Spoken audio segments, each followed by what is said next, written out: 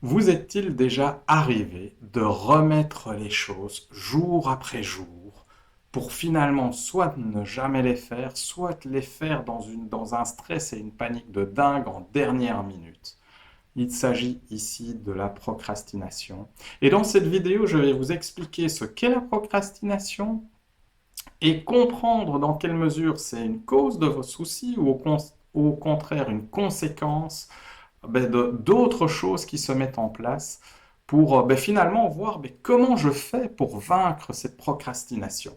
Voilà le menu de cette vidéo.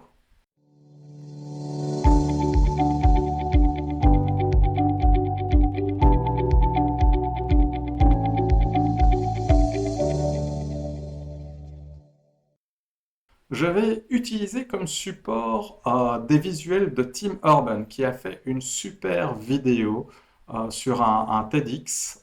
Peut-être que vous verrez, vous mettez TEDx Tim Urban et vous allez le trouver, qui explique vraiment la procrastination avec ses mots, ses visuels, etc. C'est une conférence qui est en anglais. Moi, je vais utiliser certains de ces visuels justement pour vous expliquer c'est quoi la procrastination. Alors, je vais mettre le... Pardon. Voilà, je vais vous présenter cela. Donc, la petite histoire de Tim Urban. Et après, moi, je vais aller un cran plus loin pour bien vous expliquer les différentes dimensions de la procrastination. Alors, imaginez le cerveau d'une personne qui ne procrastine pas. Parce qu'ici, ce que vous voyez, c'est vraiment la représentation d'un cerveau avec il y a les deux yeux en bas et puis il y a le cerveau avec le preneur de décision rationnel qui tient la barre, qui vous dirige quelque part. Il sait où il va, il réfléchit à long terme. Je ne suis pas un enfant, il est là et il peut prendre des décisions rationnelles. Quand on a le cerveau d'un procrastinateur, eh bien, il est là également, mais seulement il y a le petit singe de la gratification instantanée. Alors ce singe-là, dès qu'on veut travailler, c'est la petite voix qui va nous dire non, non, c'est pas le moment. Hein, peut-être qu'on peut aller regarder des vidéos sur YouTube, peut-être qu'on peut trouver toutes sortes de distractions. Et au fur et à mesure, ce petit singe, il va commencer à prendre le contrôle de la barre. Hein, et de telle manière à ce qu'on fasse toutes des choses en fait qu'on n'avait pas envie de faire, que des choses qui nous donnaient pas nécessairement euh, enfin, ça nous donnait pas nécessairement de l'énergie, mais ça nous distrait, ça nous donne vraiment un plaisir instantané. Jusqu'au moment où, ben voilà, le singe a pris complètement le contrôle et là, c'est fini.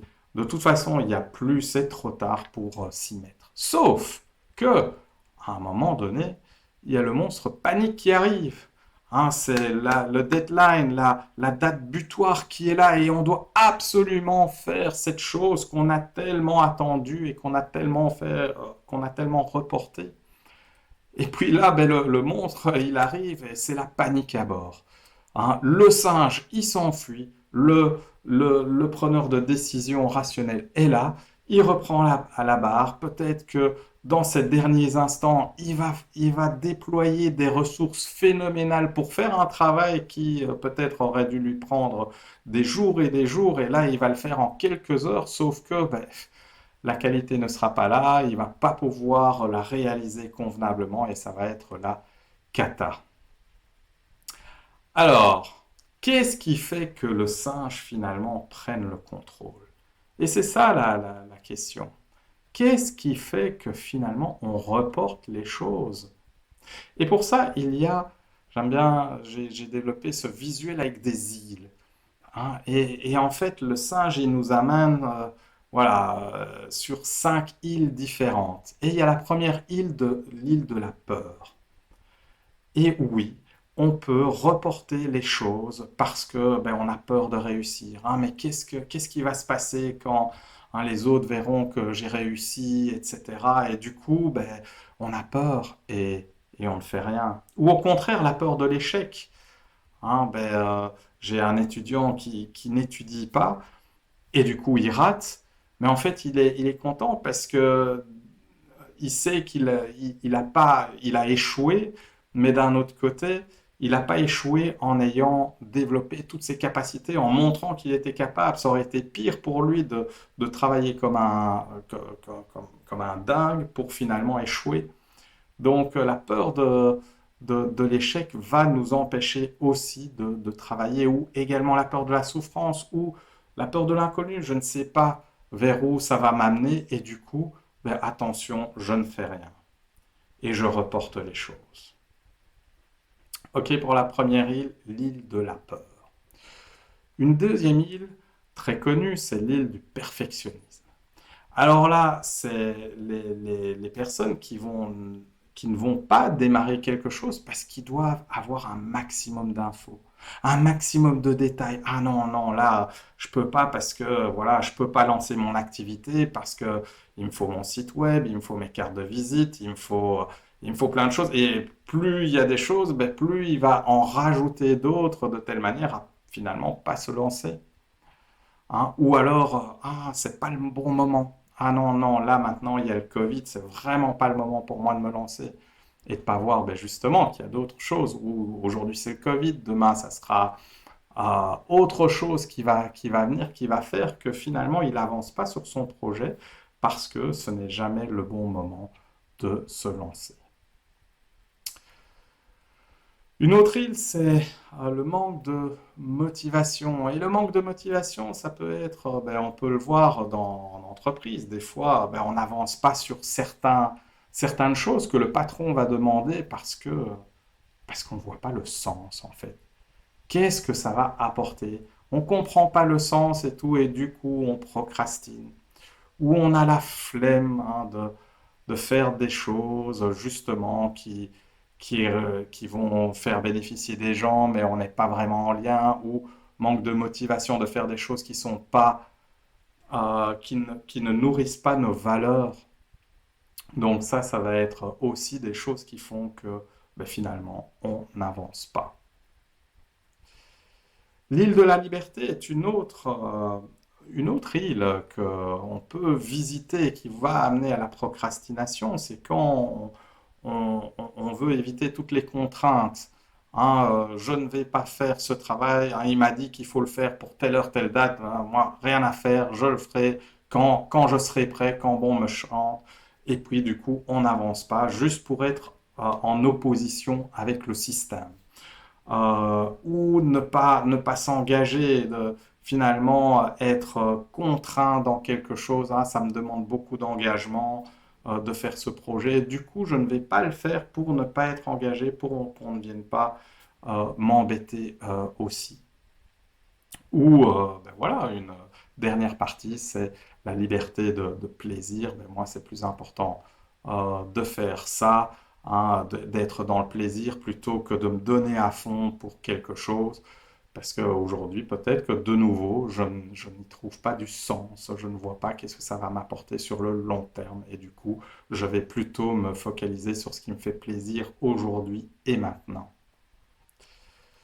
Une dernière île, c'est l'île de la surcharge. Alors on peut avoir une surcharge de tâches et c'est une montagne tellement immense que finalement, ouais, je ne sais pas par où commencer et du coup je ne commence pas, je ne fais rien. Ou surcharge de choix. Il y a tellement de choix, il y a tellement de possibilités que je passe des heures et des heures à évaluer chaque possibilité et du coup je n'avance pas non plus ou encore une surcharge d'informations. Il y a tellement de choses à se renseigner, etc. Ben moi, voilà, je jette l'éponge, je n'y vais pas, ou encore une surcharge émotionnelle. Voilà, je sens beaucoup d'émotions. Hein, si je fais ça, si j'avance, ça va créer beaucoup d'émotions. Ou moi, au niveau émotionnel, ça me prend tellement que finalement, je ne vais même pas commencer.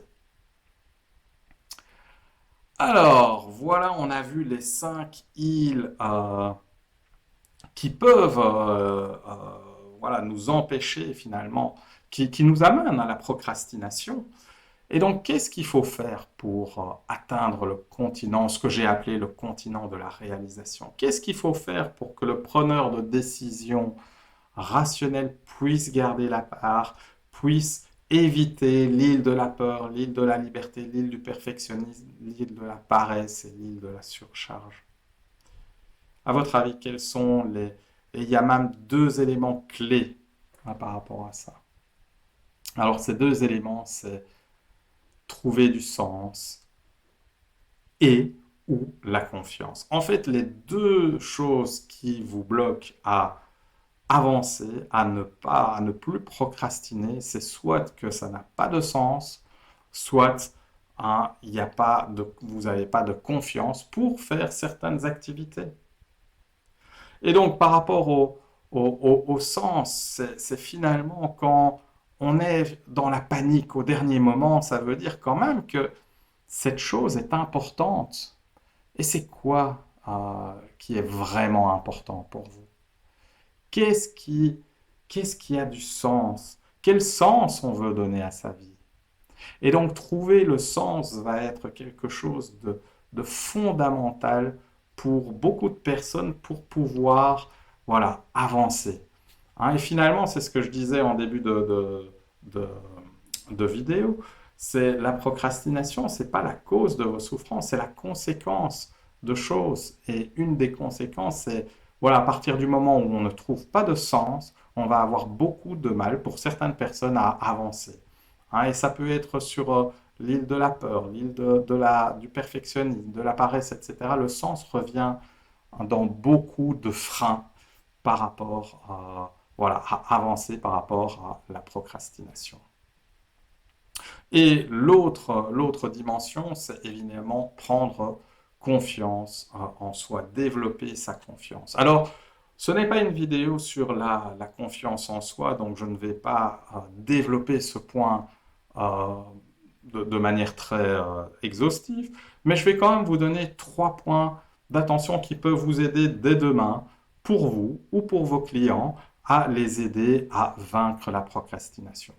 Alors, une première chose, c'est vraiment de pouvoir passer à l'action. Ce qui se passe, c'est que quand on veut faire quelque chose, on va être, on se dit, ah ben tiens, j'ai envie d'aller parler à telle personne. Et puis, après quelques secondes, on se dit, oui, mais qu'est-ce qu'elle va penser de moi? Ou, si, ou je suis pas assez bien habillé, ou peu importe, hein, et ça va nous bloquer. Et donc, de pouvoir se dire, OK, maintenant, quand je peux bloquer le mental, et il y a quelqu'un, j'ai oublié son nom, qui a développé cette technique en se disant, ben, OK, un, 2, 3, j'y vais. Et je vais réagir avant même que mon cerveau n'ait commencé à ruminer, à trouver tous des scénarios catastrophes. Eh bien, je vais y aller. Par rapport à la procrastination, ce qui est très important aussi, c'est de pouvoir annoncer publiquement ce que l'on va faire. Parce qu'une fois qu'on l'annonce, eh bien, on va se sentir automatiquement plus engagé. Et c'est important à ce moment-là de pouvoir dire, oui, ben, je le ferai la semaine prochaine. Non, je m'engage à faire la semaine prochaine telle et telle tâche. Non, c'est de pouvoir dire, je m'engage à le faire pour telle date, telle heure, être le plus précis possible, parce que sinon, on va de nouveau attendre la dernière minute et puis ouais, la semaine prochaine deviendra la semaine d'après, etc. Mais à partir du moment où on se fixe une date, une heure, ça va vraiment vous aider à vaincre la procrastination. Enfin, ben, souvent, ben, on voit que le singe de la gratification vient un peu perturber notre système de priorité. Et donc de pouvoir utiliser la matrice d'Eisenhower, je ne vais pas aller dans les détails non plus sur cette matrice. Vous tapez matrice d'Eisenhower sur Google et vous verrez, c'est une matrice qui met les niveaux d'urgence par rapport à les niveaux d'importance. Et si vous mettez les différentes tâches que vous avez à faire entre ce qui est important, urgent, pas important, pas urgent, et de pouvoir sélectionner les choses de telle manière à pouvoir apprendre à prioriser votre journée, ce que vous avez à faire, ça va vraiment vous aider pour vaincre la procrastination parce que finalement le procrastinateur va faire ce qui n'est pas important, pas urgent, il va focaliser son temps là-dessus plutôt que d'aller focaliser son temps sur ce qui est important sur le long terme et urgent également. Une autre dimension à explorer pour vous et pour vos clients, c'est de s'entraîner et développer des expériences positives. de telle manière à pouvoir avancer petit pas par petit pas. C'est important de pouvoir terminer les tâches et de les célébrer. Souvent, ben, on va faire des choses et puis on avance et puis finalement, on ne se rend pas compte de tout ce qu'on a fait. Quand on est sur l'île de la surcharge, où on voit cette montagne de choses à faire, ben, c'est important de pouvoir voilà, faire les choses petit pas par petit pas. Hein, quand on est sur l'île du perfectionnisme, bien c'est important aussi de se dire, ok, mais qu'est-ce que je peux tester, qu'est-ce que je peux expérimenter? Ça ne sera pas parfait, mais voilà, au moins de pouvoir tester, de pouvoir se mettre en mouvement pour expérimenter quelque chose, pour voir, ben tiens, ben finalement, c'est pas parfait, mais ça m'a permis de pouvoir mieux cibler mon public, ça m'a permis d'apprendre telle et telle chose, ça m'a permis finalement d'être de plus en plus parfait dans ce que je fais parce que chaque fois, je grandis de ces apprentissages. Donc ça, c'est aussi un élément important à explorer. Et enfin, de pouvoir prendre conscience de ses capacités en visualisant tous les obstacles qu'on a déjà surmontés. Des fois, voilà, je reprends l'île de la surcharge. Ah, mais c'est tellement terrible. Hein, et puis prendre conscience qu'on a déjà surmonté des choses qui étaient bien plus importantes peut-être, ou dans d'autres domaines de vie, des choses aussi qu'on a pu surmonter, que ce soit au niveau émotionnel, au niveau surcharge de choix, euh, de, de quantité de choses à gérer. Pareil au niveau du perfectionnisme, de prendre conscience que ben voilà, on a déjà réalisé des choses sans que ce soit parfait et on en a appris tellement.